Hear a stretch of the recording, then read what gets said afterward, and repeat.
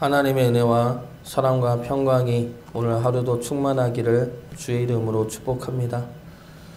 오늘 읽은 말씀부터 38절까지의 말씀은 회막을 섬기는 환경 조성에 관한 말씀입니다.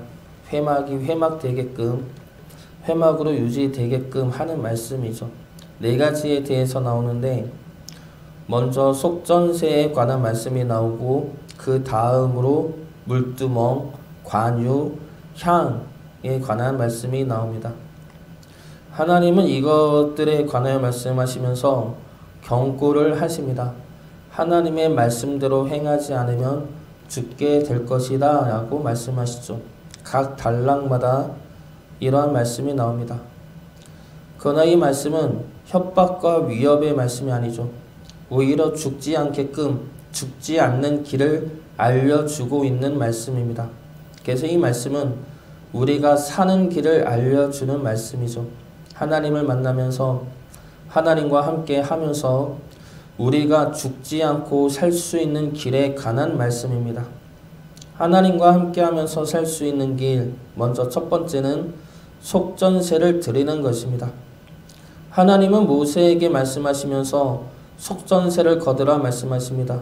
그리고 이 속전세는 회막 봉사에 쓰라 말씀하십니다. 16절 말씀 보겠습니다. 너는 이스라엘 자손에게서 속전을 취하여 회막 봉사에 쓰라. 이것이 여호와 앞에서 이스라엘 자손의 기념이 되어서 너희의 생명을 대속하리라. 회막 봉사는 회막을 유지하는 비용에 쓰라는 말씀입니다. 그러나 속전세를 내는 목적이 회막을 유지하기 위해서가 아니죠. 속전세는 생명의 값입니다. 죗값을 치르고 생명을 얻는 값이죠. 12절 말씀입니다.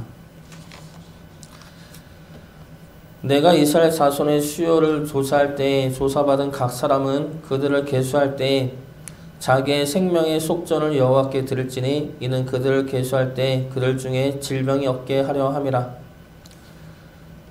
하나님은 생명의 속전을 하나님께 드리라 말씀하시면서 그 이유로 질병이 없게 하려 함이다 라고 말씀하십니다. 그러나 이 질병의 히브리어 원문을 보면 심판이라는 말로 해석이 가능합니다.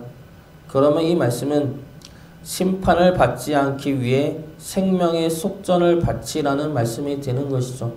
그래서 속전은 우리가 구원받기 위한 생명의 값입니다. 이 속전은 반세겔이죠. 은으로 약 6g 정도 되는 가격인데 지금은 이 반세겔이 얼만큼의 가치인지 정확히 알 수는 없습니다. 그러나 그렇게 비싸지 않은, 그래서 모든 이가 낼 수 있는 정도의 가격으로 추정을 하고 있습니다. 이 속전을 20세 이상 되는 모든 자가 평생에 한 번만 내면 됩니다. 생명을 얻는 값 치고는 너무나 싸죠. 그러나 그 가치는 너무나 큽니다. 우리의 생명을 대속하기 때문이죠. 이 속전세는 알다시피 예수 그리스도를 예표하고 있습니다. 성막 안에는 예수님을 예표하는 상징들이 많죠. 이 속전세 역시 예수님을 예표하며 예수님이 우리의 대속물임을 알려주는 말씀입니다.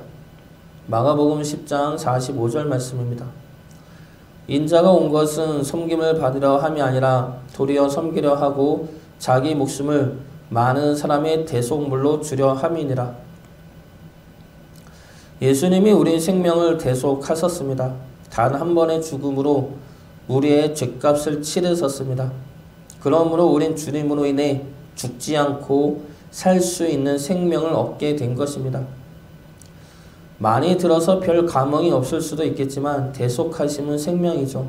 죽지 않고 사는 길입니다. 그 길이 주님에게 있음을, 주님으로 인해 우리에게 주어졌음을 늘 기억하며 감사하며 사는 주의 자녀 되시기를 주의 이름으로 축복합니다. 두 번째로 사는 길은 하나님 앞에서 하나님을 위하여 사는 것입니다. 속전세나 물두멍, 관유, 향은 정결하게 하는 것이죠. 속전제는 내 죄를 사함으로 정결케 되는 것입니다. 물두멍은 제사장이 회막에 들어갈 때에 물로 씻는 것입니다. 그래야 죽지 않죠. 20절 말씀 보겠습니다. 그들이 회막에 들어갈 때 물로 씻어 죽기를 면할 것이요 제단에 가까이 가서 그 직분을 행하여 여호와 앞에 화제를 살을 때에도 그리할지니라. 물두멍은 회막 앞에 그리고 번제단 뒤에 위치합니다. 회막 문과 번제단 사이에 있는 것이죠. 제사장들은 회막 앞에 위치한 물두멍에서 손과 발을 씻어야 합니다. 씻고 들어가야 죽지 않죠. 씻고 들어가야 살 수가 있습니다. 중요한 것은 씻는다와 여호와 앞에 라는 말씀입니다. 두 번째로 광유는 향기름이죠. 이 향기름을 회막 안에 있는 모든 기구에 바릅니다. 그러면 그것들은 거룩해집니다. 제사장에게도 바르죠. 그러나 몸에 부으면 안 됩니다. 부으면 백성 중에서 끊어집니다. 붓지 않고 발라야 살 수가 있습니다. 이 관유는 하나님의 거룩한 기름입니다. 이 기름을 붓는다는 것은 차지하는 것이죠. 하나님의 은총과 은혜를 내가 차지하고 내가 소유하는 것입니다. 그러면 살 수가 없다는 것이죠. 하나님의 은혜와 은총을 내 열심과 내 기도와 내 노력으로 차지하려 하면 살 수가 없다는 것입니다. 하나님의 은총과 은혜는 발라지는 것입니다. 하나님의 손길로 덧입혀지는 것이죠. 하나님의 은총과 은혜를 믿음으로 믿고 기다리며 감사하는 것, 그래야 우리가 영적으로 살아갈 수가 있습니다.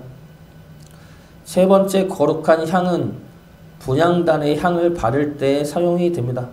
이 향은 여호와를 위하여 만들어야 합니다. 37절 말씀 보겠습니다. 내가 여호와를 위하여 만들 향은 거룩한 것이니 너희를 위하여는 그 방법대로 만들지 말라. 냄새를 맡으려고 이 같은 것을 만드는 모든 자는 그 백성 중에서 끊어지리라. 이 향은 하나님을 위한 것입니다. 이 향을 자신이 맡으려고 만드는 자는 죽게 되죠. 하나님을 위하여 향을 만들어야 살 수가 있습니다. 살 수 있는 길이 무엇입니까? 하나님을 위하여 라는 것이죠. 물두멍은 하나님 앞에서 씻는 것이고, 관유는 하나님의 은혜로 덧입혀지는 것이고, 향은 하나님을 위하여 만드는 것입니다.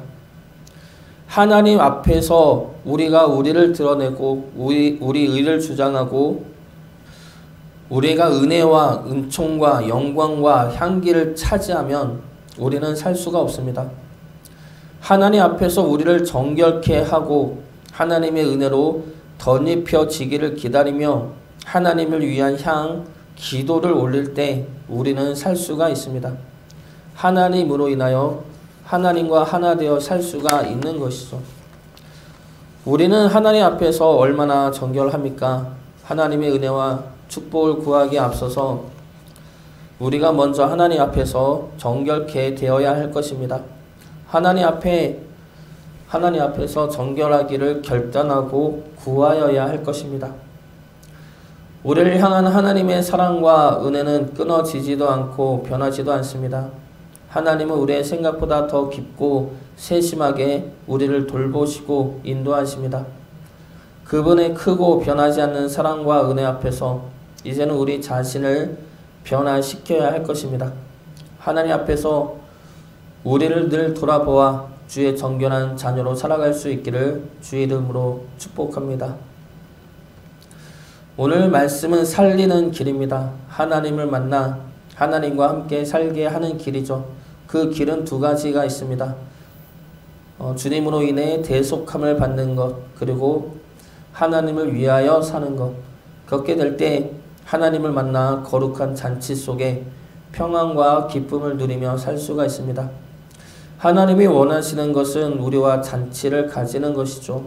우리가 죽음의 길을 택하지 않고 살아서 하나님을 만나 기쁨을 누리는 것입니다. 그 기쁨과 그 평강을 누리시길 바랍니다. 하나님을 위하여 살아감으로 진정한 기쁨과 평강을 누리시는 주의 자녀 되시기를 주의 이름으로 축복합니다.